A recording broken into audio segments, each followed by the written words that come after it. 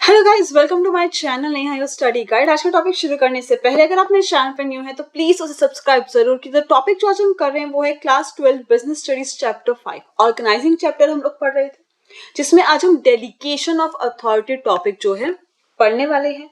अब delegation of authority, अब authority delegate करना मतलब अब जो सुपीरियर है वो सबॉर्डिनेट को थोड़ी सी अथॉरिटी पास कर।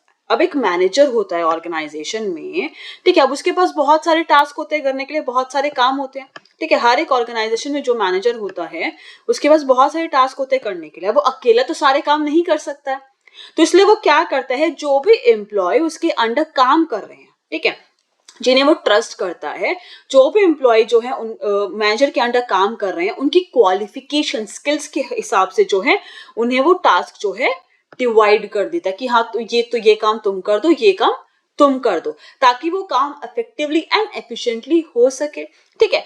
अब मैनेजर ने काम तो दे दिया, टास्क तो दे दिया एम्प्लॉयज को करने के लिए, मतलब एक रिस्पॉन्सिबिलिटी तो दे दी उनको करने के लिए। अपनी जो मैनेजर की रिस्पॉन्सिबिलिटी थी वो उसने अपनी रिस्पॉन्सिबिलिटी किसके साथ, अपने जो है जो भी एम्प्लॉयज उसके अंडर काम कर रहे हैं उनके साथ वो शेयर की।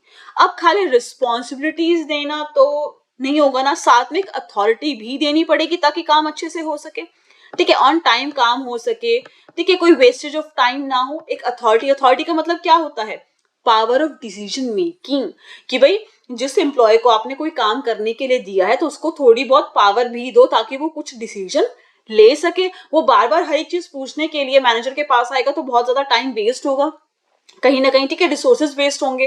तो वो चीज ना हो तो रिस्पॉन्सिबिलिटी के साथ साथ मैनेजर क्या करता है, अथॉरिटी भी पास करता है, ठीक है। तो यहाँ पे अथॉरिटी जब पास हो रही है, पावर ऑफ डिसीजन मेकिंग जो है एक मैनेजर से एक सीनियर से सुपीरियर से सबॉर्डिनेट को, ठीक है, जो भी एम्प्लॉयज उसके अंडर काम करे वो सबॉर्डिनेट हुए और मैनेजर क्या हुआ, सुपीरियर हुआ, ठीक है, सीनियर हुआ। जब सुपीरियर से सबॉर्डिनेट पे वो जब अथॉरिटी, वो power of decision making pass on हो रही है तो उसे हम क्या कहते हैं, delegation of authority. Authority pass करना from superior to subordinate, share करना अपनी अथॉरिटी एंड रिस्पॉन्सिबिलिटीज के साथ, अपनी अथॉरिटी जो है शेयर करना अपने एम्प्लॉयज के साथ। तो डेलीगेशन ऑफ अथॉरिटी क्या होता है, a process of interesting responsibility and authority to the subordinates and creating accountability on those employees who are interested responsibility and authority, ठीक है। क्या प्रोसेस होता है डेलीगेशन ऑफ अथॉरिटी, जहां पे आप इंटरेस्टिंग, जो भी आपके एम्प्लॉयज जिन्हें आप ट्रस्ट करते हो, जो आपके अंडर काम कर रहे हैं, उनके साथ रिस्पॉन्सिबिलिटी एंड अथॉरिटी शेयर करना। लेकिन जब अथॉरिटी और रिस्पॉन्सिबिलिटी शेयर हो रही हैं तो खाली एक सिर्फ पावर नहीं मिल रही डिसीजन मेकिंग की, एक अकाउंटेबिलिटी भी क्रिएट हो रही है। अकाउंटेबिलिटी का मतलब होता है जवाबदारी। अब जो एम्प्लॉय को काम दिया गया है वो एम्प्लॉय अगर टाइम पे काम नहीं करेगा तो उसे मैनेजर को जवाब देना पड़ेगा ना, उसने क्यों नहीं किया। ऐसे ही जो मैनेजर अपने, अब एक मैनेजर है, ठीक है, उसके पास 3 वर्क थे करने के लिए, ठीक है, उसने एक काम अपने लिए कर रख लिया या फिर उसने भी सोचा कि भाई इंपॉर्टेंट काम, जो मेन इंपॉर्टेंट काम है वो मैं कर लेता हूँ, बाकी जो 3 काम हैं, ठीक है, जो मेरे एम्प्लॉयज भी कर सकते हैं, उन्होंने जो है एक ए को दे दिया, बी को दे दिया और सी को दे दिया, ठीक है। तीनों एम्प्लॉय में जो है अपना वो काम बांट दिया। अब ये तीनों अकाउंटेबल होंगे किसके लिए, मैनेजर के लिए, ठीक है, कि भाई मैनेजर को इनको जवाब देना पड़ेगा अगर ये ऑन टाइम पे जो ने काम दिया गया है, जिस हिसाब से काम करने के लिए दिया गया, अब ये काम वो नहीं करते हैं तो ये तीनों जो है मैनेजर के लिए अकाउंटेबल होंगे कि भाई इन्हें मैनेजर को जवाब देना पड़ेगा। ऐसे ही जिस सीनियर ने, जो मैनेजर के ऊपर सीनियर होगा, जिसने मैनेजर को ये काम दिया था करने के लिए, ऐसे ही मैनेजर भी अकाउंटेबल रहेगा उस सीनियर के लिए, ठीक है। सीनियर ये नहीं पूछेगा तेरे एम्प्लॉय ने काम क्यों नहीं किया, आपके एम्प्लॉयज ने काम क्यों नहीं किया, सीनियर क्या पूछेगा मैनेजर से कि आपने काम टाइम पे करके क्यों नहीं दिया। तो मैनेजर आगे अपनी रिस्पॉन्सिबिलिटी अथॉरिटी शेयर कर रहा है, अकाउंटेबिलिटी शेयर कर रहा है, लेकिन ऐसा नहीं है कि वो अपना पल्ला झाड़ लेगा उस अकाउंटेबिलिटी से, कि सीनियर आके सीधा इन एम्प्लॉय से पूछेगा आप लोगों ने काम किया कि क्यों नहीं किया। मैनेजर भी यहाँ पे अकाउंटेबल रहेगा। तो जब अथॉरिटी डेलीगेट हो रही है, ठीक है, शेयर हो रही है, जब अथॉरिटी डिस्ट्रीब्यूट हो रही है, तो वहां पे एक चीज होती है अकाउंटेबिलिटी, वो चीज भी क्रिएट होती है, मतलब जवाबदारी। In simple words, delegation refers to downward transfer of authority from superiors to subordinate. Delegation का मतलब क्या होता है? डाउनवर्ड ट्रांसफर हो रहा है, किसका? अथॉरिटी शेयर हो रही है, ट्रांसफर हो रही है from superior to subordinate. Principle क्या है? Absoluteness of accountability. अब अकाउंटेबिलिटी के क्या हमारे प्रिंसिपल्स हैं? The delegation is a very important process to carry on the work systematically in the organization. Delegation बहुत important होता है ताकि work systematically हो सके। मैनेजर सारे काम अकेले नहीं कर सकता, उसे अपने एम्प्लॉय से काम कराना पड़ेगा ताकि काम जो है अच्छे से इफेक्टिवली एंड एफिशिएंटली हो सके, और साथ में उनको अथॉरिटी रिस्पॉन्सिबिलिटी के साथ साथ अथॉरिटी भी देनी पड़ेगी। But delegation is not a process of abdication which means accountability is absolute. Manager ने अपनी जो अथॉरिटी है, ठीक है, जो रिस्पॉन्सिबिलिटी है, जो अथॉरिटी वो पास ऑन कर दी है। इसका मतलब ये नहीं कि पूरी अकाउंटेबिलिटी भी पास ऑन हो गई, पूरी जवाबदारी भी पास ऑन हो गई, वो भी कहीं ना कहीं अकाउंटेबल रहेगा, ठीक है, हर चीज के लिए जो भी काम हो रहा है। क्योंकि मैनेजर ने काम जरूर जो है आगे अपना एम्प्लॉय को करने के लिए दिया है, लेकिन उसकी ड्यूटी भी बनती है कि वो ऑन टाइम चेक करें कि वो काम सही से हो रहा है या नहीं हो रहा है, ठीक है, जो भी चीज है वो उसका चेक करने का उसकी भी ड्यूटी बनती है, तो कहीं ना कहीं वो भी अकाउंटेबल रहेगा। इट कैन नेवर बी पास और डेलीगेटेड। वो पास हो रही है मतलब अकाउंटेबिलिटी का ये नहीं कि आप अथॉरिटी रिस्पॉन्सिबिलिटी पास कर रहे हो, ठीक है, एम्प्लॉयज आपके अकाउंटेबल बन रहे हैं कि हाँ भाई आप एम्प्लॉय से पूछ सकते हो आपने काम क्यों नहीं किया, लेकिन पूरी की पूरी अकाउंटेबिलिटी पास ऑन नहीं हो रही है, पूरी की पूरी अकाउंटेबिलिटी डेलीगेट नहीं हो रही है। मैनेजर भी अकाउंटेबल रहेगा, जिसने मैनेजर को काम करने के लिए दिया है मैनेजर को ही उसे जवाब देना पड़ेगा, वो मैनेजर से ही पूछेगा, मैनेजर ही उसको जवाब देगा।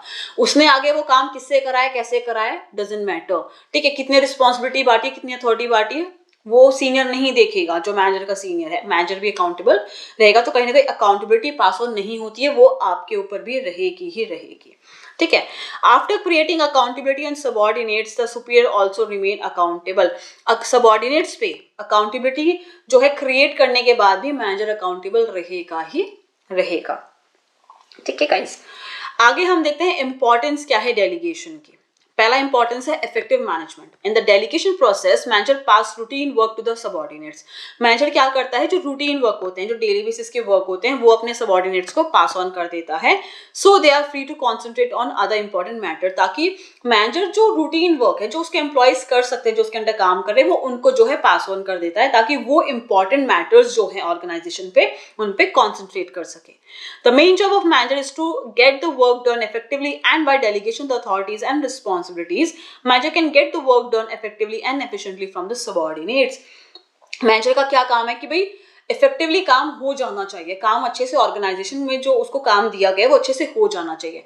वो तभी होगा जब अथॉरिटी और रिस्पॉन्सिबिलिटी डेलीगेट करेगा, ताकि जो एम्प्लॉयज हैं वो उसके इफेक्टिवली एंड एफिशिएंटली जो है वो काम पूरा करके उसे दे सके।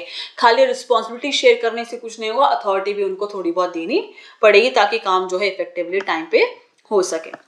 नेक्स्ट आता है employees development. As a result of delegation employees get more opportunity to utilise their talent. यहाँ पे मैनेजर ने क्या किया है, काम बांट दिया है, रिस्पॉन्सिबिलिटीज दे दी है, अथॉरिटी दे दी है, अब एम्प्लॉयज अपने हिसाब से काम कर रहे हैं, तो कहीं ना कहीं उनको एक अपॉर्चुनिटी मिल रही है अपने टैलेंट को यूटिलाइज करने की।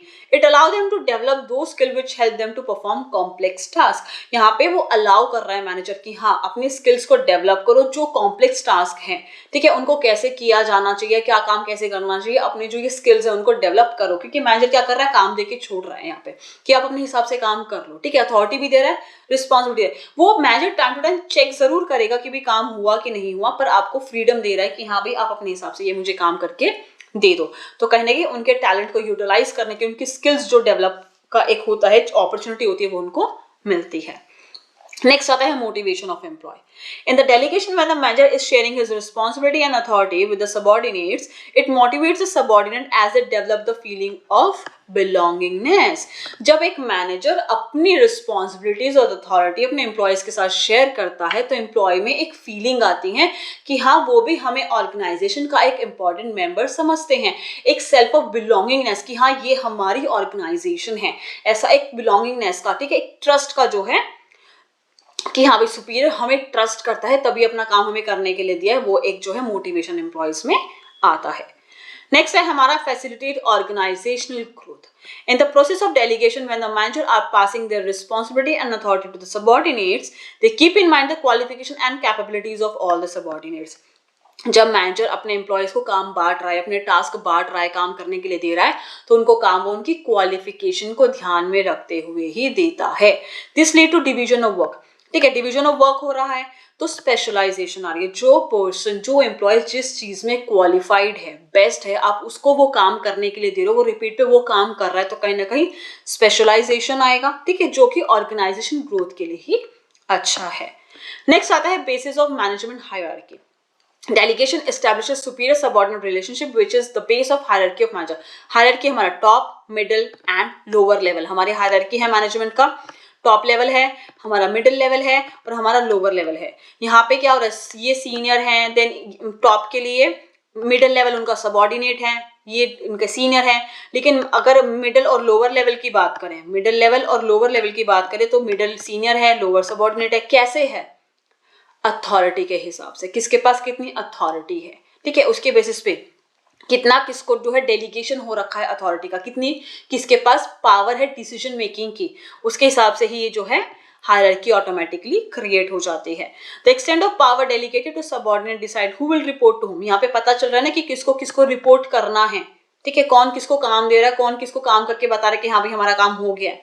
And the power at each job position, और क्या कितनी पावर है डिसीजन मेकिंग की हर एक जॉब पोजीशन पे. ऑब्वियसली टॉप लेवल के पास सबसे ज्यादा जो है डिसीजन मेकिंग पावर होती है, then middle, then lower. Forms the management hierarchy. इसी से ही मैनेजमेंट हायरार्की जो है फॉर्म होती है, क्रिएट होती है. नेक्स्ट आता है better coordination. In the delegation systematically responsibility and authority is divided and employees are made answerable for non completion of task. यहाँ पे जब मैनेजर काम दे रहा है अपने एम्प्लॉयज को, तो मैनेजर जो है, जो एम्प्लॉयज हैं वो आंसरेबल होंगे ना कि भाई हाँ काम नहीं हुआ है, टास्क कंप्लीट नहीं हुआ है, तो उसके लिए आंसरेबल होंगे. This systematic division of work give clear picture of work to everyone and there is no duplication of work. जब काम डिवाइड किया जा रहा है, जब मैनेजर अपने काम जो है डिवाइड कर रहा है, टास्क को डिवाइड कर रहा है अपने एम्प्लॉयज के बीच में, तो एक क्लियर पिक्चर दे देता है कि भाई किसको क्या काम करना है, ताकि डुप्लीकेशन ऑफ वर्क ना हो. ड्यूटीज में जो उनको असाइन की गई है उसमें क्लियरिटी रहती है, जिससे बेटर कोऑर्डिनेशन जो है ऑर्गेनाइजेशन में बना होता है.